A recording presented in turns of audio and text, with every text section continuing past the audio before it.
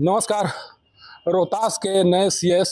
मणि रंजन को यहाँ पर योगदान दिए हुए मात्र अभी 2 ही माह हो रहे हैं, लेकिन 2 माह के अंदर ही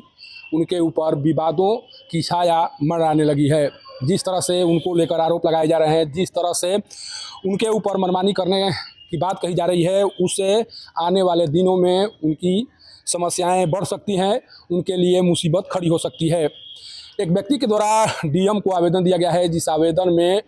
वर्तमान सीएस पर गंभीर आरोप लगाए गए हैं और उस आवेदन में कहा गया है कि सीएस कुछ ऐसा काम कर रहे हैं जो गैर संवैधानिक है और उनके द्वारा मनमानी तरीके से ये सारे कार्य किए जा रहे हैं।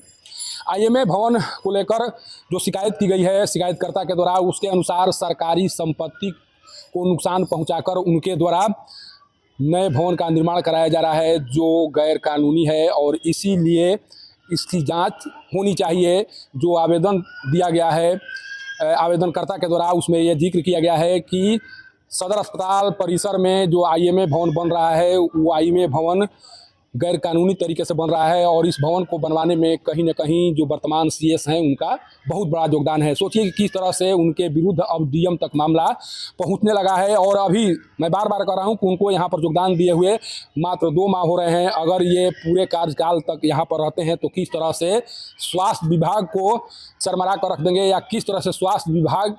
को बर्बाद करके रख देंगे, ये कहना अतिशयोक्ति नहीं होगा। अभी वर्तमान में एक आरोप लगाए जा रहे हैं कि राजपुर के सामुदायिक स्वास्थ्य केंद्र में एक एसी लगा था, जिस एसी को निर्देशित करके अपने ऑफिस के लिए मंगाया गया है और ऑफिस के उपयोग के लिए उसे वहां पर लगा दिया गया है। सोचिए कि जिस सामुदायिक भवन का निर्माण जो रोगी हैं उनकी सुविधाओं के लिए किया गया था, उस सामुदायिक स्वास्थ्य केंद्र में लगे एसी को वहाँ से मंगवा कर अपने कार्यालय में लगवा देना, ये क्या नियम सम्मत है? क्या इस तरह का कार्य सीएस कर सकते हैं? अब इसको लेकर भी सवाल खड़े होने लगे हैं। सोचिए कि किस तरह से उनके द्वारा मनमानी की जा रही है कि जो जिस एसी को राजपुर सामुदायिक स्वास्थ्य के लिए मंगवाया गया था, लगवाया गया था, उस एसी को अपने स्टाफ को लाभ दिलाने के लिए, उसकी सुविधा अपने स्टाफ को दिलाने के लिए वहाँ से एसी को निकलवा कर अपने कार्यालय में लगवाया गया है। ये इस तरह के भी आरोप लगाए जा रहे हैं और सबसे बड़ी जो आरोप लगाई जा रही है, सबसे बड़ा जो आरोप लगाया जा रहा है उसके अनुसार सीएस के योगदान देने के साथ ही जो क्लिनिकल और पैथोलॉजिकल जो निबंधन है उस कार्य में तेजी आ गया है और कई जो शिकायतकर्ता है उसके अनुसार कई निबंधन जारी भी किए जा चुके हैं। अगर इस तरह के कार्य किए गए होंगे तो सोचिए कि जो एक्ट बनाए गए हैं उस एक्ट का खुलेआम दुरुपयोग किया जा रहा है और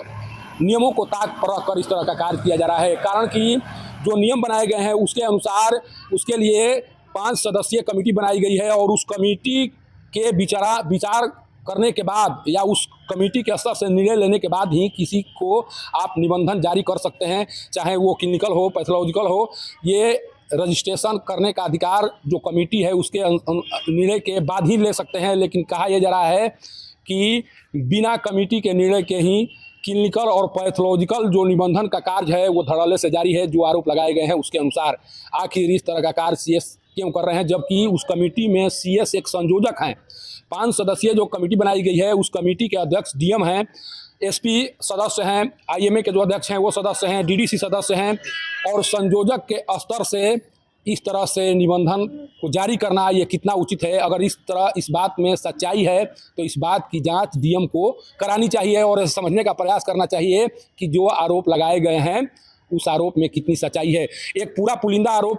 एक आरोप का पूरा पुलिंदा डीएम को सौंपा गया है और उस आरोप पत्र में जो भी बातें कही गई हैं उन बातों की जांच डीएम के स्तर से करानी चाहिए। कारण कि अगर जांच नहीं होगी तब पता नहीं चल पाएगा कि जो आरोप लगाए गए जा रहे हैं या जो आरोप लगाए गए हैं